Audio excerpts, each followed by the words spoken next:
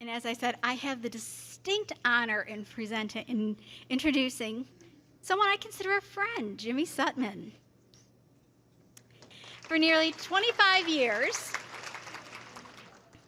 Jimmy has made it his mission to improve the quality of life for adults with disabilities in Northeast Ohio's Mahoning Valley.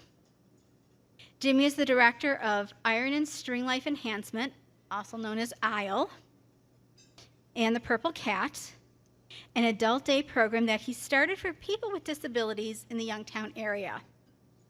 He is also the director of operations for its nonprofit Golden String. Over the years, Jimmy has touched the lives of hundreds of local adults with disabilities. After graduating from Grove City College with a degree in journalism, Jimmy worked evenings at WKBN-TV and filled his days working in a sheltered workshop. He realized his passion was working with adults with disabilities because of a personal connection and friendship with Joe Gallagher, someone he met at that workshop. The Purple Cat was officially founded in 2003, about 5 years after the founding of ISLE. Purple Cat also operates at Farmer Casey's Ranch in Coatesville, Gallagher's Lunch Bucket, Pearl Street Mission, and Phelps Street, Youngstown, St. Lucy's in Campbell, and a Boardman location. Is that everything? That's most of it. The day program offers a calendar full of activities every month, including field trips, events, parties, classes for daily living skills and activities. Jimmy now oversees approximately 350 staff members and supports about 400 clients. Purple Cat also works with clients on vocational and training skills and offers a creative arts program, as well as the Feral Cats, a band made up of Purple Cat clients. And if you haven't heard them, they are fantastic. Most recently, the Purple Cat is developing a campground and resort called Gabba Camp, and I think that's close to being ready, if I'm correct.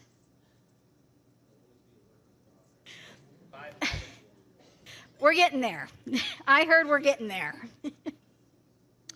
But this is a resort on 30 acres of land at the ranch and will include 15 cabins and the first all-accessible camp of its kind in Mahoning Valley. I think it's wonderful, Jimmy. And he found time to join us today. Please help me in welcoming Jimmy Sutman. Nice. Way too nice. Hello, everybody. First off, I have to say I'm flabbergasted because I know so many people here. And it really makes me feel good because I know a lot of you saw who the speaker was and came specifically for that. And whenever any group or any person asks me to come and speak, I say yes. I have yet to say no. And I find myself in a lot of church basements and in neighborhoods, old neighborhoods. I speak to garden clubs. I speak to anybody that asks me. And, sometimes people ask, why do you do all of that? And the answer is usually, I love people, and I meet great people that way. But I always get a piece of pie or a cake, too, and, sometimes wine, whatever. I'm in for any of that. But I just do it. I say yes. And then when you see all these people here today from all these different groups, it's God speaking to you saying, there's something bigger that's going on. I was hoping I wouldn't get emotional this early, but I am. There's a lot of Purple Cat and Golden String staff sprinkled in here. Jill P. is back there. I couldn't have, that wonderful introduction from Marcy. Jill P. was there the whole way, my wife, so she deserves kudos for that. It wasn't just Jimmy Sutman pulling the plow there. I was in the post office when I got a phone call about speaking. It was about a year ago. So this organization's very organized, a year in advance, and I literally was in the downtown Youngstown post office, as I often am. I love the post office, and I know it's going away slowly, but I love it, and especially that one because I'm among my people. You know, the people that are in that line are often people that are very low income, that maybe move around a lot. They're always changing their post office boxes and their addresses, and they can't seem to get their mail. And my favorite is when people that are speaking Spanish receive boxes of chickens. You can literally mail chicks in the mail, and I love it when I get to see that. So I'm amongst my people down there.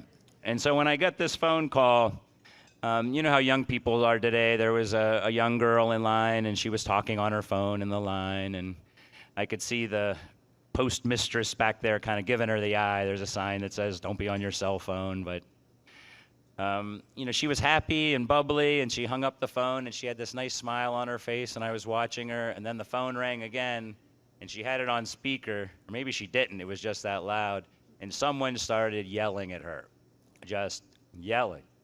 And I've never seen this before. She started to cry, and the tears were giant, like big, giant tears. I would think she was probably 16, 17 years old. But of course, right in the middle of her getting scolded, the postmistress said, "It's your turn, put your phone down." And this poor thing had to put her phone down and talk with her and do her business. And it was right when I got the phone call about this. Of course, I said yes, thinking I'd get a piece of pie or something, and I didn't know I'd have some of the people I love most in the world here today. So I probably talked a little too long about that, but again, you know, one of the main themes of my talk is there's something way bigger, and we know what that something is. But it just seems to flow closer to the surface with me, and I hope that I can present that to you. You'll understand that, and maybe you probe your own lives and realize that you know, you're special and that you're loved. One of my good friends over there, Father Joe Gallagher, and I don't know if he even remembers telling me this, but he said one time, he was like, "There's only really 3 things you're supposed to do in life. It's really easy. I don't know why people get so stressed out about it. You be kind to everybody, number 1. You try to get better, number 2. And this is the hardest one for people. Realize that you are loved. Accept God's love. Accept it. You know, accept all these gifts. Look at that beautiful lake out there and the water, you know, blowing in the wind out there. There's so much beauty around us, so many gifts that I don't know, we don't refuse to acknowledge them, but we're just going too fast sometimes to acknowledge them. Anyway, you said that, Rujak. I don't know if you remember, but you did.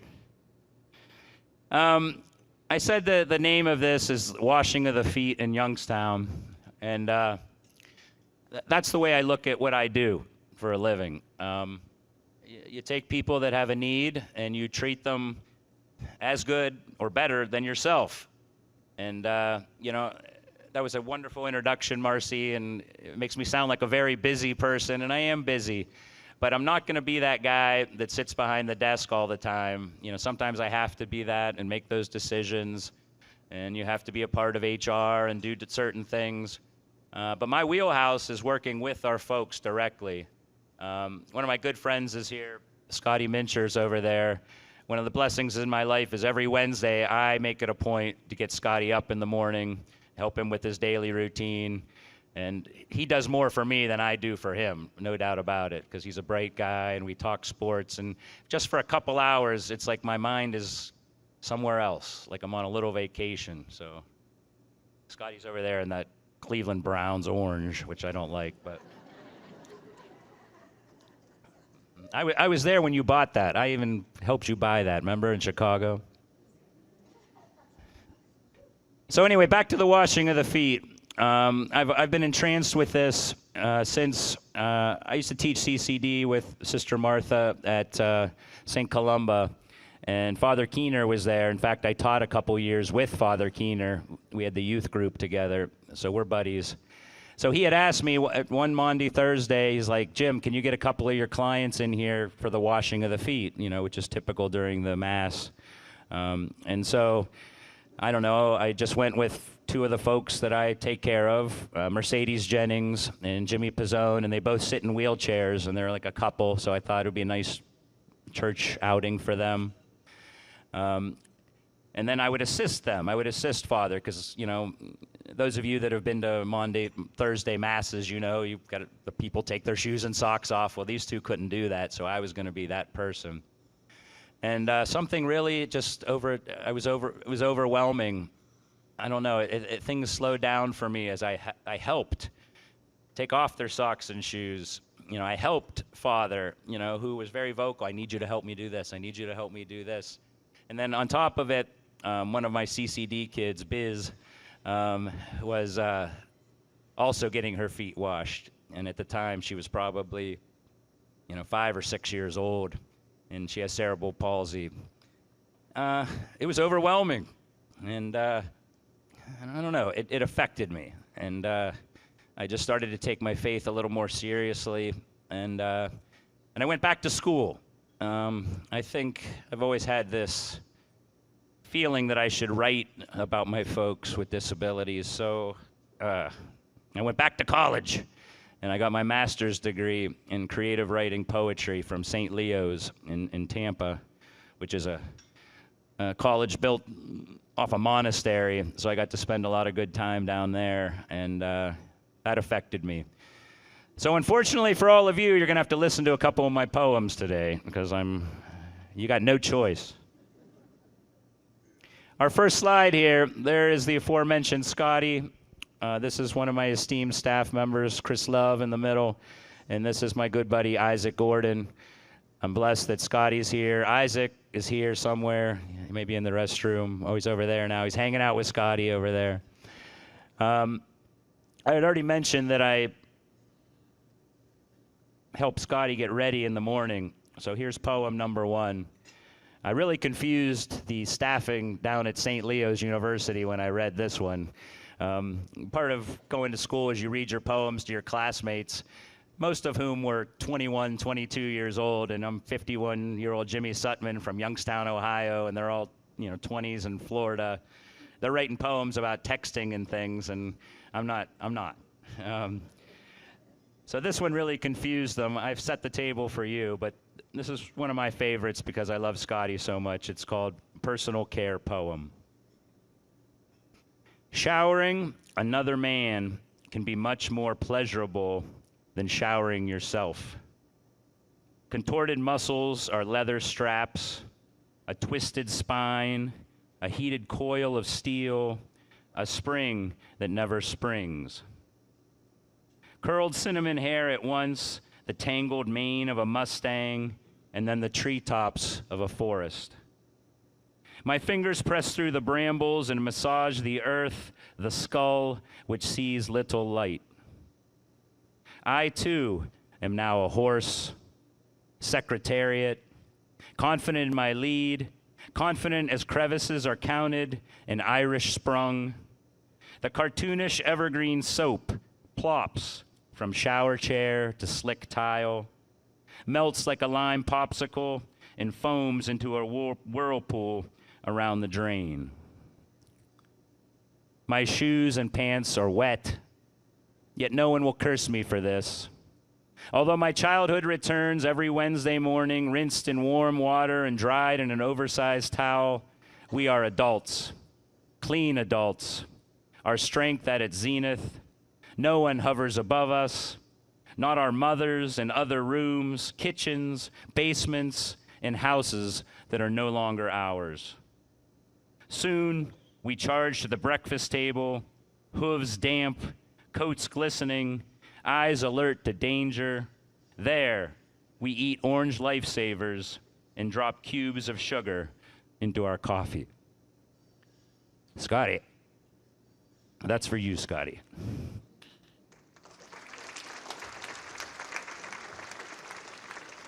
I just met with Father Corda and did a wineskins episode, and that was one of he wanted to talk about, I can look at my job as a job, but when I go to help get Scotty ready, it's a celebration. We laugh. We have fun. Like I said, it's 3 hours of my week, maybe 2 or 3 hours of my week where it's a vacation. But yet, for those people that don't understand, that's just work. So I'm learning how to transform work into things way more special. All right, I got to figure out how to do our little flips here. That's Jimmy Sutman in 1998. That was before we started any of the residential. That's my good buddy Sid O'Malley, who lives in one of our homes. Sid and I are the same age. We're 51 years old, so we were in our 20s there. Obviously, Niagara Falls. Tim Gilboy took the picture. I'm sure some of you know Tim Gilboy is always taking pictures. He's another one of our clients. I just threw that in there to let you know where our humble beginnings were. Oh, wrong way, Sutman. So this is what I get to do every day. I don't know about you. That's my good friend Stacy. I do a show on Golden String Radio, which is our radio station run by adults with disabilities. It's called Poetry and Pop Music. And while I'm doing my show, Stacy arrives in her van. So she's the first client that arrives. And I give her a big kiss every Monday morning.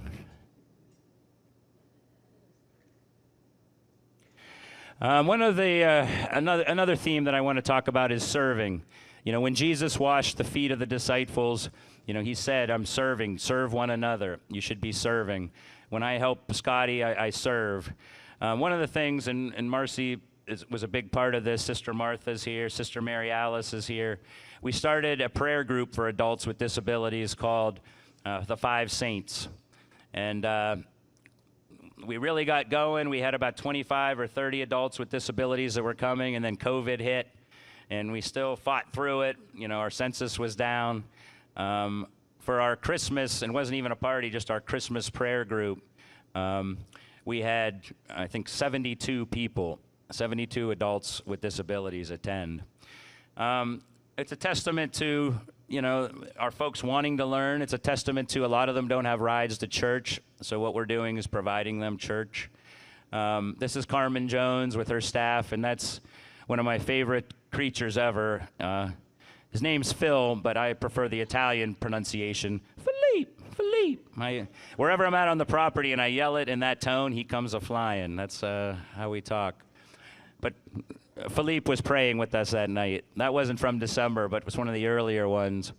But what's beautiful about the Five Saints group is, and this is all we do, we start off, play a little bit of a music, although lately Larry Bozza wants to pirate it and play Lionel Richie all the time. But we play some music, we say a Bible verse, I talk to him about what it means, and then we just simply go around the room, everybody, whether you're staff, you're a client, you're just a visitor, because we've had people just wander in wondering what the heck's going on.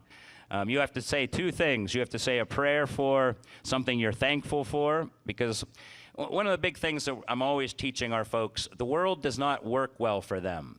They struggle in our world. And so they are so concerned with, like if they were here today, making the right impression. Where do I get the food? Where's the bathroom at?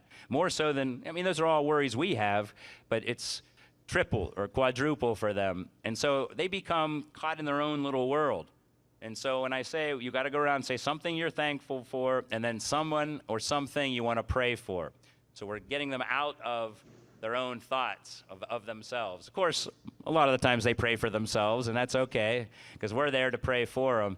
Basically, we go around the room, and when we had 72 people there, plus staff, plus some parents, it takes a while, but it's one glorious giant prayer. We just keep it open-ended, like it's one prayer all the way through.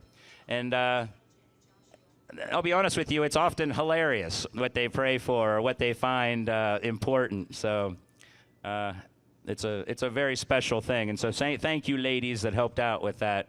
My inspiration was Sister Isabel. Those of you that are in the clergy, Sister Isabel Rudge, you know, taught me a lot and taught me a lot about serving people, and she was the inspiration for all of that. Oop, again, Sutman, wrong. Oh, there's Carmen Jones. Another blessing I have in my life, I'm the medical power of attorney formally for about 20 people, but it's really like 30, I think 33 or 34 that I take them to their doctor's appointments. we do a lot with the Cleveland Clinic, with their abnormal psych, abnormal genetics department. We're blessed that that's not so far away. This is my buddy Carmen. The shirt's cut off, but this is what she wore to the Cleveland Clinic, and everybody loved it. I already got my first blessing today. I woke up. And she's very social, and she talks to every single person. And why I wanted to include this, and there'll be a poem about the Cleveland Clinic with Isaac, because Isaac and I often go to the Cleveland Clinic together. But Carmen and I are like a weird couple. We're laughing. She loves Tina Turner, so she's in the hallways at the Cleveland Clinic belting out "What's Love Got to Do with It," and I'm egging her on. And we're not the same race. She's got a walker. She's talking to everybody. I'm a little more reserved, but no one knows how in the hell did those two get together, and I love it. There's Scotty belting out some Pearl Jam. Marcy mentioned the Feral Cats. This is our group, some of our members anyway. This was at Joe Gallagher's Lunch Bucket. We run a little restaurant in the former Southside Hospital, Oak Hill Renaissance Center, and Scotty is a great singer. I'm a Pearl Jam fan too. We talk music a lot, but I don't know how many. Joe P, we got like 20 shows this year. That could be my full-time job, is being like the George Martin for the Beatles, Jimmy Sutman with the Feral Cats. I found out early on, though, bars and restaurants and events like us, because not only do we bring our folks, we bring like 65 people, staff and parents that buy lots of beer and pizza, so they want us there. All right. GABA Camp. A question I want you guys to remember is, what is your GABA camp? Because another thing Father Corda asked me earlier is, where do you see yourself in life, now? You're 51 years old, you've been doing this 25 years. What's the next 25 years look like? And I was like, it's going to be at camp, and it's going to be me with my hands in the soil with my folks, me on a boat with my folks in the water, me riding horses with my folks, me more hands-on in nature. And, that's our biggest goal at ISLE, Purple Cat, Golden String, whatever, is we want our folks with disabilities to share the same things that we enjoy.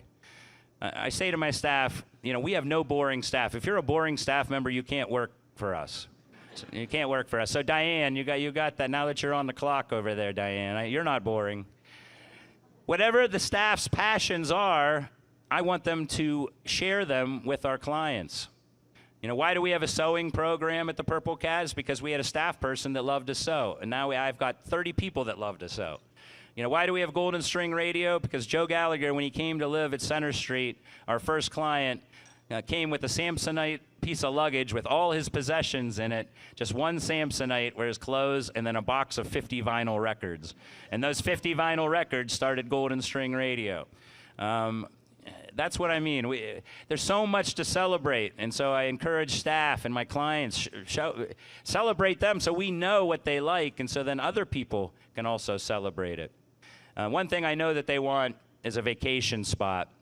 And yeah, every now and then we might save enough money for a client to go to Disney World, and it's wonderful, and you get to go once, and it's hard to find staff that'll go and stay for 5 days or a week away from their families at times.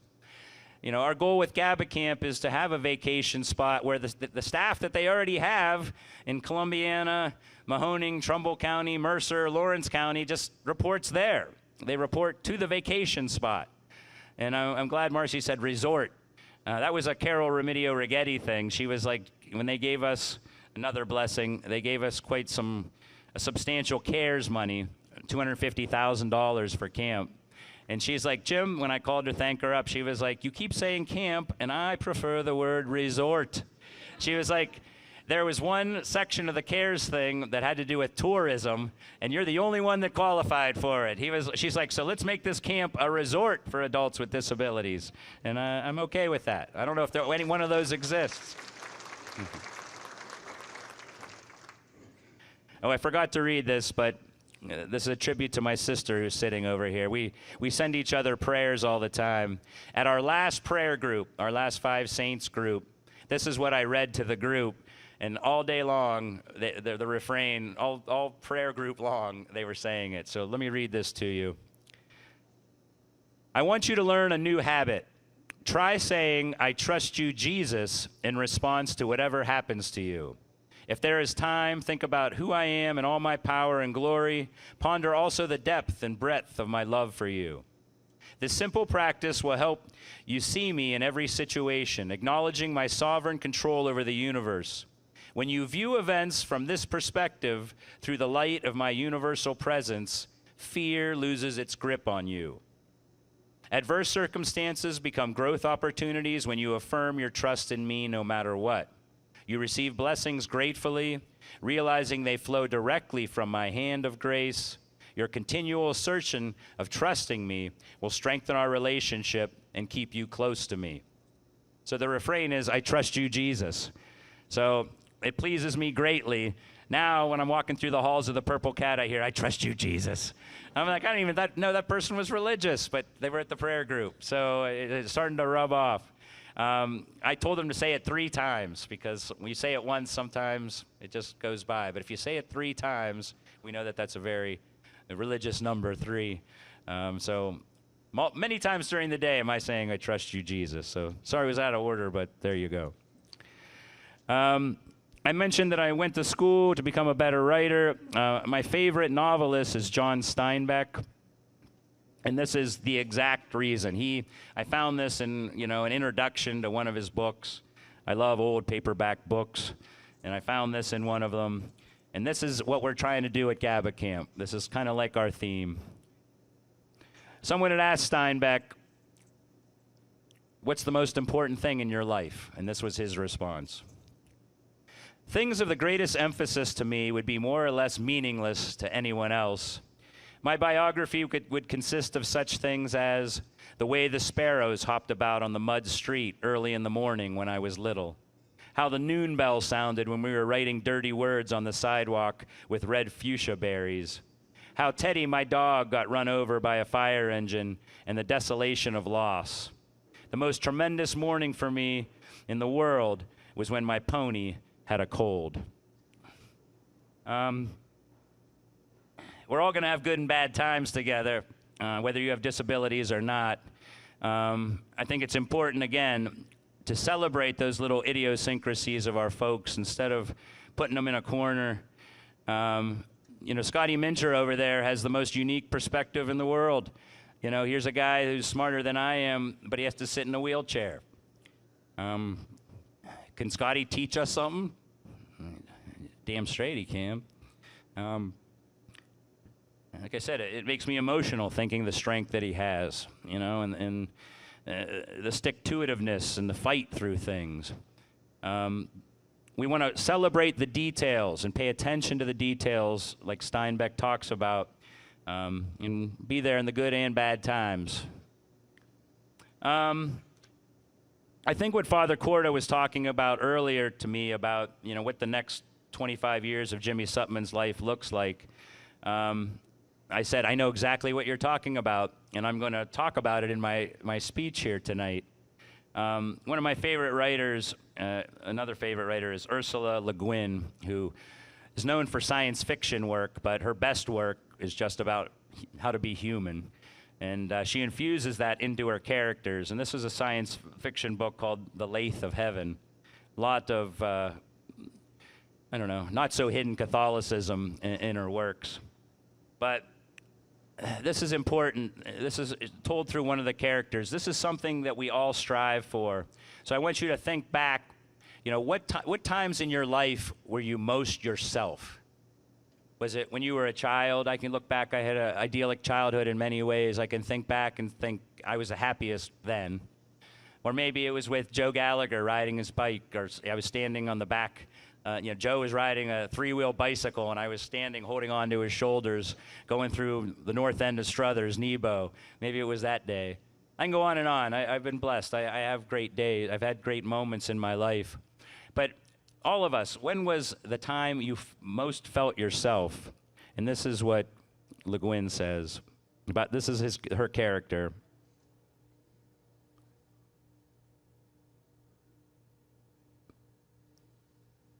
a sense of well-being came into him, a certainty that things were all right and that he was in the middle of things. Self is universe. He would not be allowed to be isolated, to be stranded. He was back where he belonged. He felt an equanimity, a perfect certainty as to where he was and where everything else was. The feeling did not come to him as blissful or mystical, but simply as normal. It was the way he generally had felt, except in times of crisis, of agony. It was the mood of his childhood and all the best and profoundest hours of boyhood and maturity. It was his natural mode of being. These last years, he had lost it gradually, but almost entirely, scarcely realizing that he had lost it.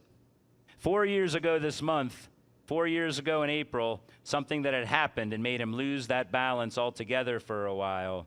And recently, the drugs he had taken, the dreams he had dreamed, the constant jumping from one memory to another, the worsening of the texture of life, all this had sent him clear off course. Now, all at once, he was back where he belonged.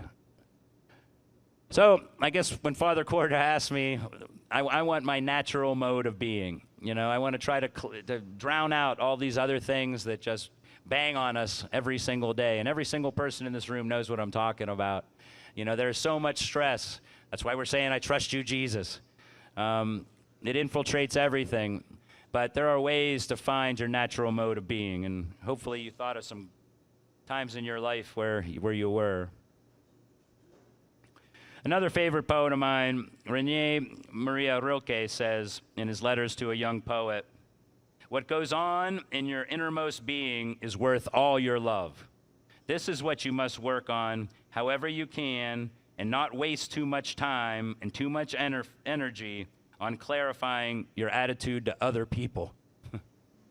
How many times, I won't mention names in my life, nobody here in this room, but you know, I could remember thinking, I'm happy, I'm doing something goofy, but I'm happy doing it, and being told, stop doing that. That's not how you're not supposed to act that way. You've got to be this way. And, you know, it takes sometimes 51 years to realize that's not the right advice, that you should celebrate. And as I keep using that word celebrate, you know where I'm going.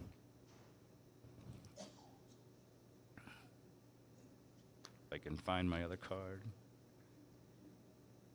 Let me get into GABA Camp a little bit, so I'm not hitting you all at once, if I can get it going. All right. There's a good shot of it. Reduce social isolation. A lot of our folks with disabilities are socially isolated. Physical activity. We eschew that, but we all need it.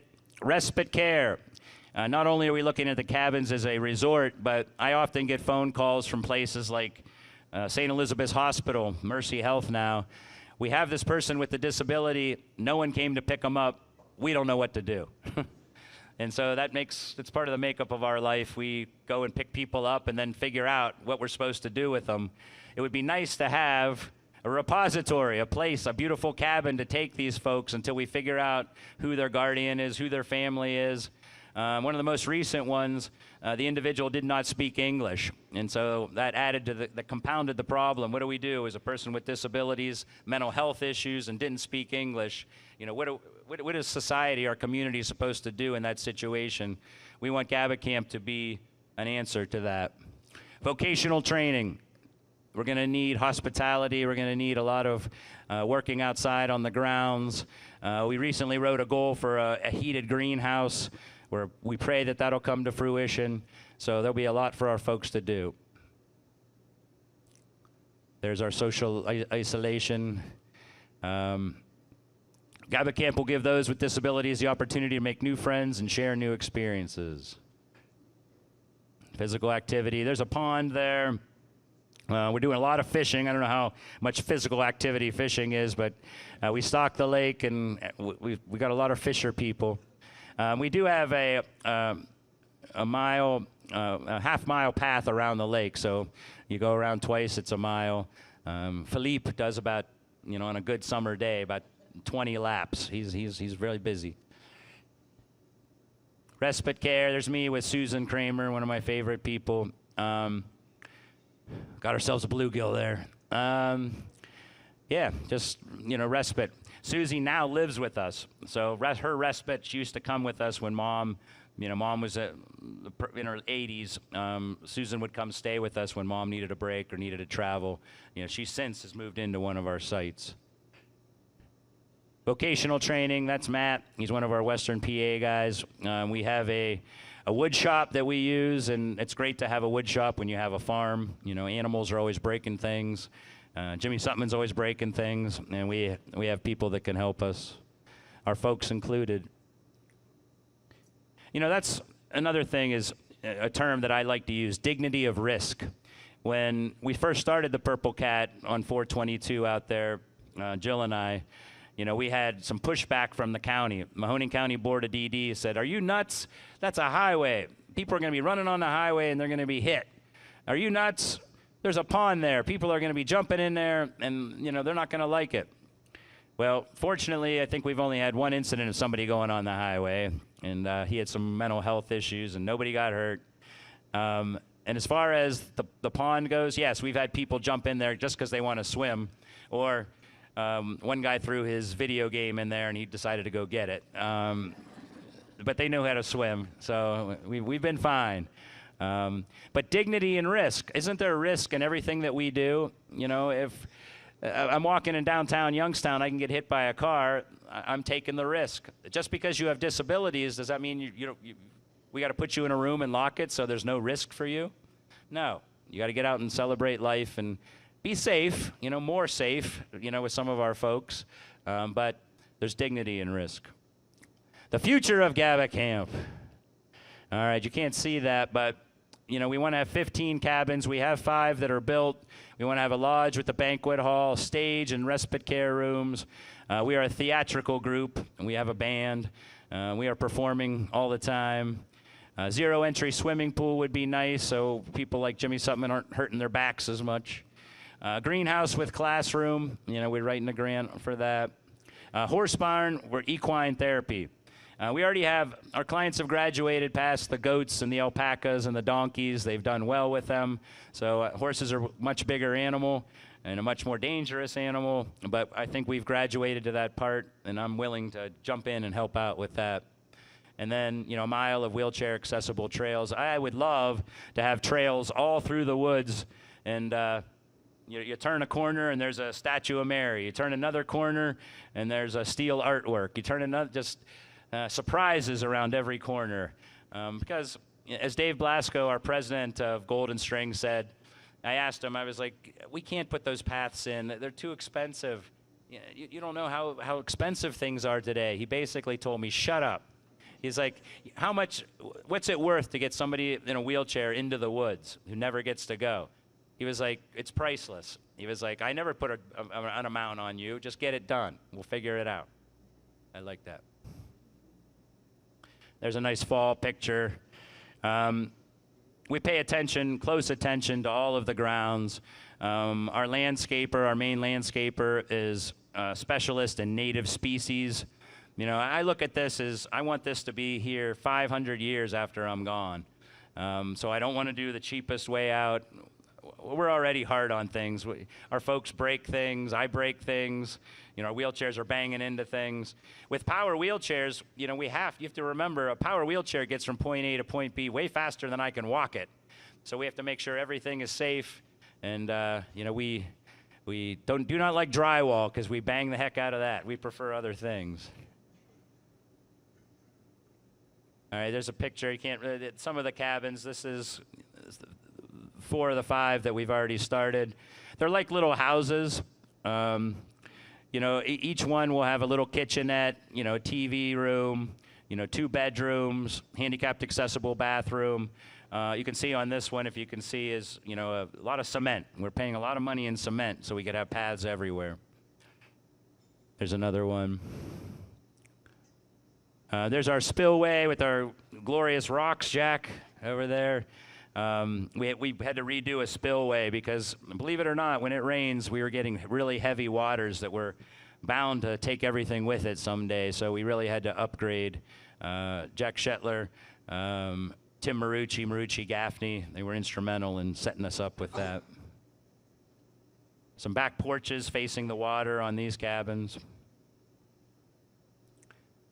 We have giant mute swans over there. Those are some of the Canadian geese that they're supposed to be scaring away, but they're not. Peacocks. Jack alerted me to 2 peacocks and struthers that needed to be rehomed. So we took 2 peacocks. They were both males. That could very well be those 2. Actually, no, it's probably one of them we know is not that one. Anyway, they were 2 males, so I felt bad for them. I was like, we got to get them some females. So, you know, God works in mysterious ways. He put me in contact with a doctor. He's literally an obstetrician in Mansfield, and his passion, he's not a boring guy, is wild birds. He built this it's a man-made river and these pole barns, and in each section of the barn, he has different exotic birds. So, in fact, he gave me the swans, and he said that's an easy request, some female peacocks. So we got the female peacocks, and the males seemed very happy with the arrangement. Eggs were laid, but the females wouldn't sit on the eggs. And so, you know, we tried different things. Nothing's working. I'm like, wow, it's just hard. Peacocks, it's hard to have babies, I guess. And then some old timer at Majavic's out in Newcastle Way said to me, hey, dummy, she's not sitting on her eggs because she feels exposed. Just put some bales of hay in front of her. See what happens. So I did that, and all of a sudden, 2 peacocks turned into like 23.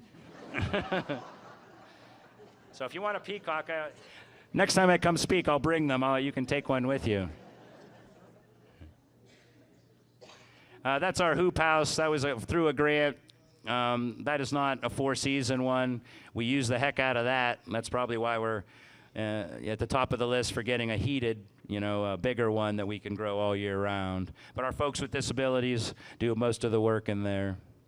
Those are Blaze and Ray, father and son donkey duo. I went to speak to the Columbiana Rotary and came home with 2 donkeys.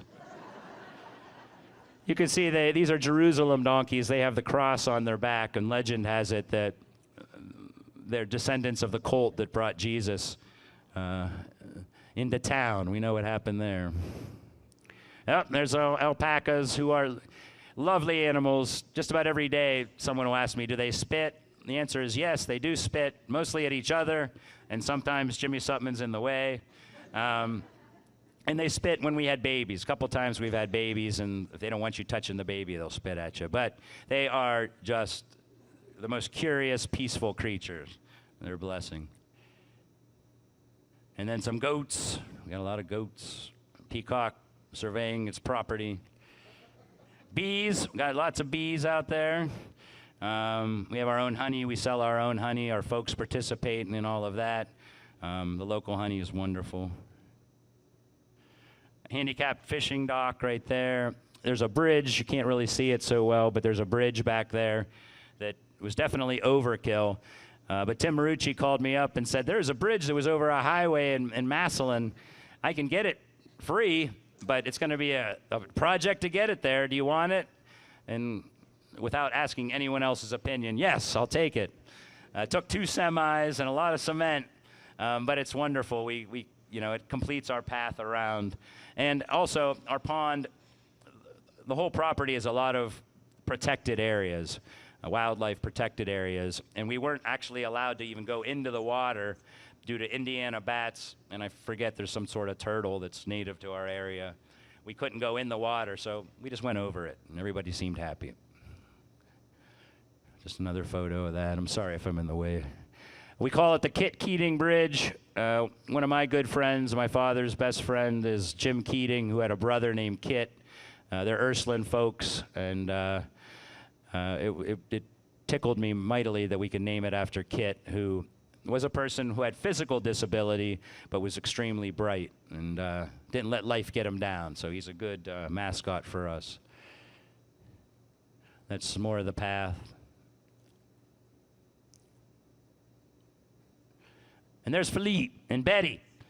Yeah, Betty fits right in. She has a club foot, and she's blind in one eye, which it could be troublesome in different ways.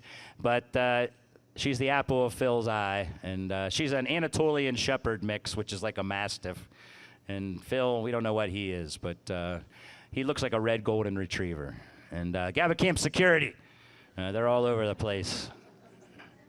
And we're located in Coatesville, Ohio, which is basically the east side. But we're real close to Hubbard, which is nice, and we're real close to Western PA. We're only 1.5 miles from the border, which led us to get a PA license. PA has a lot less providers in Ohio. The PA clientele would take over every one of our spots if we'd let them, because it's more rural out there, and there are just businesses didn't come in thinking we can make any money, and this is not that far away, so they come over to Ohio. We're happy to be able to do it. I mentioned Isaac over there and taking folks to the Cleveland Clinic. I brought Isaac to the Cleveland Clinic because he was having fainting spells. Remember that, Ike? And do you remember what you did we did in the car? What did we do? We locked the keys in the car right in front at the Cleveland Clinic. Because I told the guy, I was like, I don't feel comfortable leaving my keys on the dash. He's like, the valet, but leave them on the dash. I'm like, I don't feel comfortable doing it. Okay, I shut the door. I go to help Isaac, get into, he walks with canes, get his canes there. And poor Isaac, when he was getting out, put his hand down on the lock button, shut the door. It wasn't his fault. I had told the guy, but so right away, we were running late, and the Cleveland Clinic, all the different buildings are different letters and numbers, it's total chaos. And we walked in, and hopefully some of you experienced this, they had a harp player playing. And this was, as we had to wait then, we were in a rush to wait in the waiting room, I came up with this. It's called the Farm Cleveland Clinic Harp and Violin. Through the mysteries, there is promise. The sky is an orange, foamy bubble bath. Its rays, baby aspirins. As the dog drags its soiled, stuffed bear through the residual puddles of melting ice, some of last year's hydrangea stems, like uncooked spaghetti, noodles still taut, waiting. In the hospital, there are suddenly harps and violins, giving a voice to God. A voice that tells you he is pleased with you. You, invisible among the bald, the infirm, pushing that wheelchair, smiling when leg rests clatter and brakes fail to stop. You who continue to search for some peace, for deep meaning, and whose X-ray eyes spy beauty in the daily struggles of the common man and woman who are startlingly uncommon.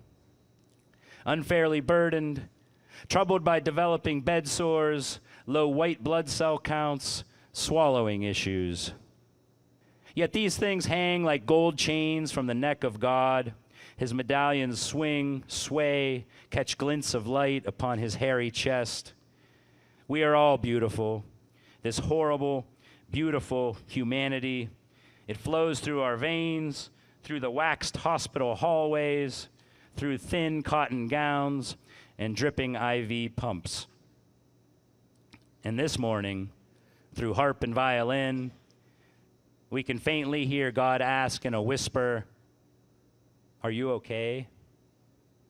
And then answer himself, "Yes, yes you are." So Isaac, taking you to the hospital, I was more than okay. We have fun though, don't we? We stop and have a beer after. It's a good thing, right?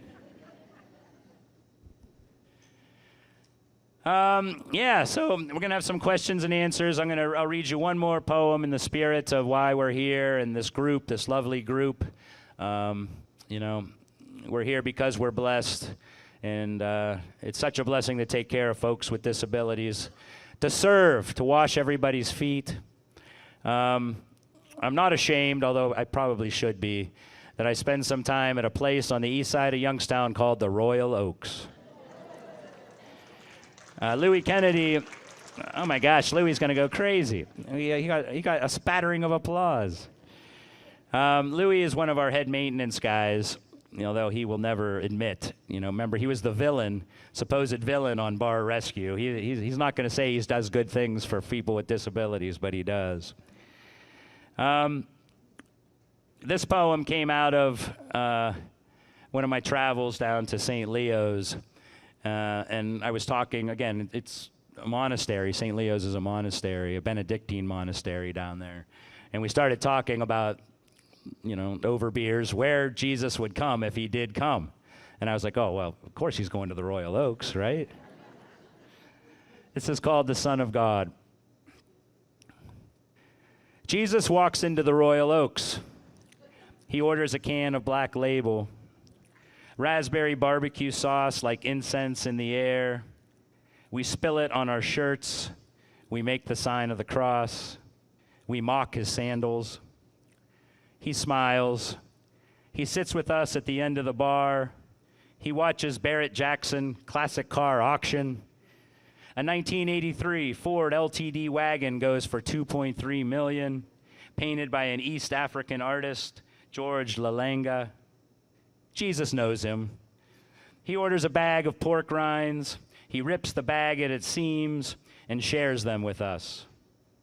He talks of temples and tax collectors, mustard seeds and baseball.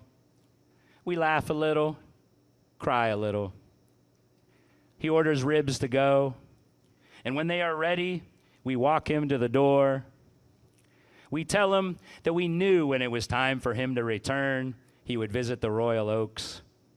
Jesus nods.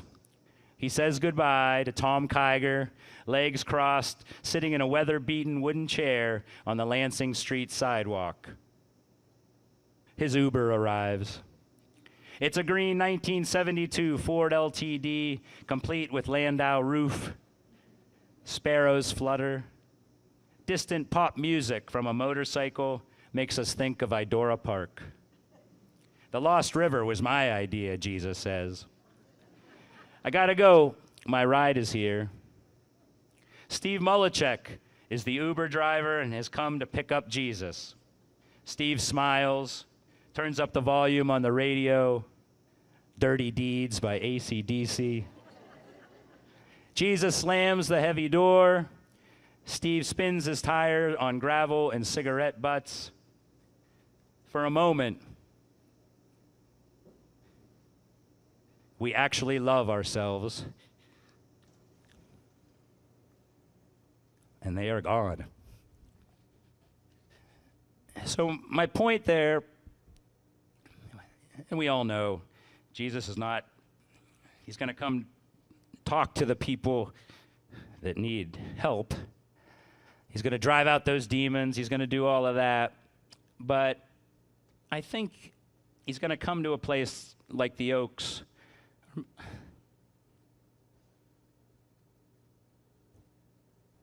Maybe Cabot Camp. Maybe he'll come there. But he's going to come there, or to the Oaks, or any of your favorite places, not necessarily to solve our problems,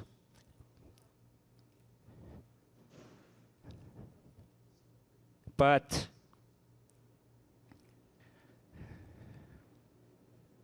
to see the beauty that we see. Thanks.